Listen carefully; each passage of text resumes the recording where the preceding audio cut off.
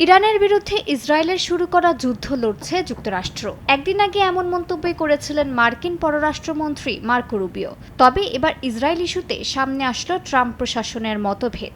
রুবিওর এমন দাবি সরাসরি প্রত্যাখ্যান করে ইসরায়েলের সমস্ত দায়ভার নিজ কাঁধে তুলে নিয়েছেন মার্কিন প্রেসিডেন্ট ডোনাল্ড ট্রাম্প। বলেন, তেল আবিব তেহরানে হামলার উস্কানি দেয়নি, বরং তিনি নিজেই নেতানিয়াহুকে এই যুদ্ধে জড়িয়েছেন। তিনি দাবি করেন, ইরান যুক্তরাষ্ট্র আলোচনার সময় তিনি আন্দাজ করেছিলেন যে তেহরান আগে মার্কিন ঘাঁটিতে হামলা চালাবে। হোয়াইট হাউসে মার্কিন প্রেসিডেন্ট আরও দাবি করেন, মার্কিন হামলায় ইরানের বিমান বাহিনী, নৌবাহিনী এবং আকাশ প্রতিরক্ষা ব্যবস্থা ধ্বংস হয়ে গেছে। মার্কিন সেনারা 1700-র বেশি লক্ষ্যবস্তুতে হামলা চালিয়েছে বলে জানান ট্রাম্প। বলেন, মার্কিন সামরিক অভিযান শেষ হতে হতে ইরানের সম্পূর্ণ প্রতিরক্ষা ব্যবস্থা ধ্বংস হয়ে যাবে।